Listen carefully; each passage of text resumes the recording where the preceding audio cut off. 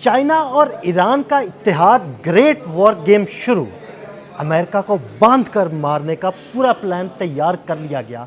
ये प्लान क्या है, कैसे अमेरिका को शिकस्त दी जाएगी, इस बारे में आमिर रज़ा से बात करते हैं। आमिर भाई, एक ज़बरदस्त किस्म की खबर सामने आई है।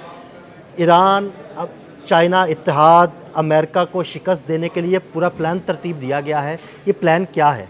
जी, मैं आपसे उसी वक्त ये कह रहा था जब डोनाल्ड ट्रंप का दौरा चाइना जो था वो प्लान था, और मैं आपसे कह रहा था कि इस दौरे के फौरी बाद पता चलेगा कि दुनिया किस तरफ जाती है। पूरी दुनिया ने इसको ट्रंप शी जिन सिमट का नाम दिया, यानी एक ऐसी कॉन्फ्रेंस जिसमें आधी दुनिया एक तरफ है, आधी दुनिया एक तरफ है। इस दौरे में गो के ट्रंप ने कहा कि मैंने 200 बोइंग बेच ली है। हाँ जी, बिल्कुल। चीन ने कोई उसकी तस्दीक नहीं की है, आज के दिन तक नहीं की। वो ट्रंप अपनी जानिब से ही बातें कर रहा है। चीनी वजारत खारजा ने जो बयान जारी किया, उन्होंने कहा कि ईरान की जंग नहीं होनी चाहिए थी, अब इसको बंद करो, आपने हर्मुज़ खुले ताकि आपने हर्मुज़ में कारोबार चले, और चीन ये चाहता भी है। आपने तस्वीर ज़रूर लगानी है, ट्रंप जाते जाते अपने एयरफोर्स 1 का जो जहाज़ था मुक्का दिखा के गए। आ गई अपने तहाइफ, ये सारे उस पर सोशल मीडिया पे ये खबर है कि अपने तहाइफ भी शायद छोड़ गए, लेकिन वो खैर वो गैजेट्स उसमें ना हो, गैजेट्स थे या जो भी चीज़ें थी वो उन्होंने एक डस्टबिन रखी हुई थी, उसमें फेंकते रहे। चले वो एक तरफ रखते हैं उस बात को कि वो किया उन्होंने। लेकिन इसके बाद जो ट्रंप ने जाते ही ईरान को वार्निंग जारी कर दी। ईरान ने इस वार्निंग के नतीजे में जो कदम उठाया है वो बताता है कि चीन और ईरान का अस्करी इत्तेहाद हो गया है। ये अस्करी इत्तेहाद जो है ये आने वाले दिनों में आपको अगले चंद रोज़ में नज़र आना शुरू होगा। गो डोनाल्ड ट्रंप ये मीडिया कॉन्फ्रेंस में कह चुके हैं कि चीन ने वादा किया है कि वो वेपन्स नहीं देगा। मैं ये पिछले 2 माह से कह रहा हूँ कि चीन वेपन नहीं देता है। चीन ने उनको इलेक्ट्रॉनिक वारफेयर के तरीके बताए हैं और उनको कुछ गैजेट्स दिए हैं जिसमें बाइडो शामिल है। असला उसको रशिया देता है। अच्छा, ये इस तरफ भी मैं आता हूँ, लेकिन आपको जो इस तरफ बताऊँ कि मुश्तबा खामनई ने इस शतरंज की चाल में, जो जंगी चाल है, इसमें उसने एक बड़ा मोहरा जो है वो इस्तेमाल कर लिया है। अच्छा। और वो मोहरा है बाकर कालिबोफ। बाकर कालिबोफ जिस सबको पता है कि अगर कोई ईरान से पलट कर जवाब देता है तो वो मसूद पेशकियान नहीं हैं, बिल्कुल वो बाकर कालिबोफ हैं, जो कहते हैं कि जो कि एक तरह से समझें इस वक्त मुश्तबा खामनई या पासदारानी इनकलाब की पॉलिटिकल फेस हैं। बिल्कुल। उनको एलची मुकर्रर किया गया है चीन के लिए। सही। ये है वो वार्निंग, ये है वो धमकी जो कि डोनाल्ड ट्रंप को दी गई है कि वो बंदा जो जंग से पीछे नहीं हट रहा वो बाकर कालिबोफ है।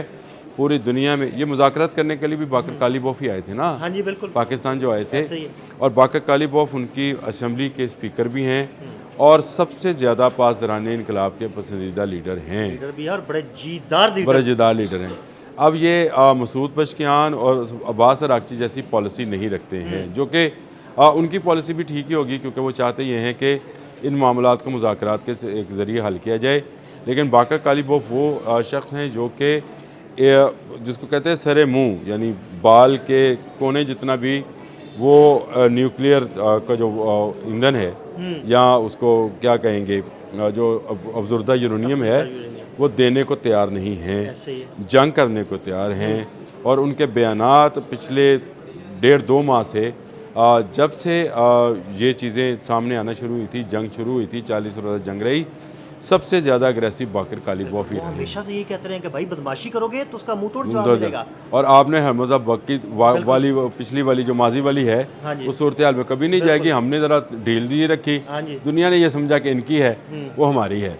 तो आप में हरमज़ उन 14 गुजरगाहों में से एक गुजरगाह है जो कि बहुत ही इंपॉर्टेंट है, और ख़ासकर गल्फ़ के लिए तो बहुत इंपॉर्टेंट है, हमारे रीजन के लिए भी बहुत इंपॉर्टेंट है। यहीं से सारी तजारत और तेल जो है आता और जाता है, गैस भी आती है। अब चीन जो है बराह रास्त मैं समझता हूँ बाकर कालिबोफ के चीन के लिए एलची मुकर्रर किए जाने को एक खुली धमकी, कोई अल्फाज इस्तेमाल नहीं किए मुश्तबा खामनई ने, मैं मार देंगा, मैं छड़ांगा नहीं, कुछ नहीं किया उन्होंने। जो डोनाल्ड ट्रंप की धमकी है कि आने वाले चंद दिन के अंदर ईरान अपना फैसला करे, नहीं तो उनके साथ बड़ा बुरा सलूक किया जाएगा। आज भी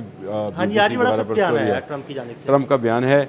लेकिन ये सारा मामला जो है अब चीन जो है वो संभाल चुका है, और चीन पहले भी असला नहीं दे रहा था। मैं दोबारा बता इसलिए रहा हूँ, मैं क्योंकि मैंने एक बात से लिंक करना उसको, वो इसलिए बता रहा हूँ कि ईरान को शुमाली कोरिया और रूस जो हैं टेक्नोलॉजी देते हैं। शुमाली कोरिया को चीन टेक्नोलॉजी देती है वापस। ज़बरदस्त, यानी अब आप वाया ये- शुमाली कोरिया जो है ना वो ईरान जाता तक है। पहुंचती है। अब आ जाएं इसी हफ्ते के अंदर जो डेवलपमेंट्स होनी है उसमें सबसे बड़ी डेवलपमेंट ये है व्लादिमीर पुतिन शी जिन से मुलाकात के लिए चीन जा रहे हैं। जी बिल्कुल, ये बड़ी डेवलपमेंट होगी। देखें ये अब आप समझें, अब ये दोनों ममालिक के प्रेसिडेंट्स जो हैं, जो कि पहले भी जिनकी एक ऑडियो लीक हुई थी, अगर आपको याद है, चीन के जो योम जमहूरिया था हाँ या उस योम उसका चीन का जो भी योम मनाते हैं, उसमें एक ऑडियो लीक हुई थी कि जिसमें कहा गया था कि आधी दुनिया तेरी आधी मेरी है। और ये ऑडियो लीक नहीं हुई थी, ये लीक की गई जैसे थी भी है, बताने के लिए कि भाई ये हो रहा है, आखिर और अगर किसी ने नजरें दिखाई, आंखें दिखाई, तो उसकी आंखें निकाल लेंगे। अब ये वो ऑडियो है जिसका आपको अमल जो है अब शुरू नज़र आएगा। और ईरान, मैं अक्सर कहा करता हूँ दोस्तों को, सबको, मैं जहाँ जिस महफिल में बैठूँ, कि ईरान इनका फीडिंग पॉइंट है। चीन को तेल जाता है और रूस का असला बिकता है। अब चीन को जो तेल जाएगा वो वाया रशिया भी जा सकता है, हाँ, सही है। और जो पैसा है वो रशिया को डायरेक्ट चीन दे सकता है, और रशिया उसके बदले ईरान को असला फराहम करेगा। बिल्कुल सही। ये एक ऐसा वाया बनाया जा रहा है ताकि बीच में कोई और ना रहे। तो ये दो सुपर पावर्स, जो कि मैं हमेशा कहता हूँ कि ईरान के पीछे खड़ी हैं, वो अब मिलने जा रही हैं। और एक ऐसी मुलाकात जो कि डोनाल्ड ट्रंप के जाने के बाद हो रही है। डोनाल्ड ट्रंप ईरान पर हमला करने का सोच रहे हैं। इसराइल जो है मुत्तहिदा अरब अमारात में अपने पंजे गाड़ चुका है, वो वहाँ पर तैयारी कर रहा है। इस वक्त सूरत हाल जो है वो हर आने वाले दिन के साथ बदलती हुई नज़र आ रही है। और इसी हफ्ते में और पिछले हफ्ते में जब मैं एक व्लॉग कर रहा था, आप उस दिन नहीं थे, मैं व्लॉग कर रहा था और मैंने कहा था कि मंडे से ये काम तेज़ हो जाएगा।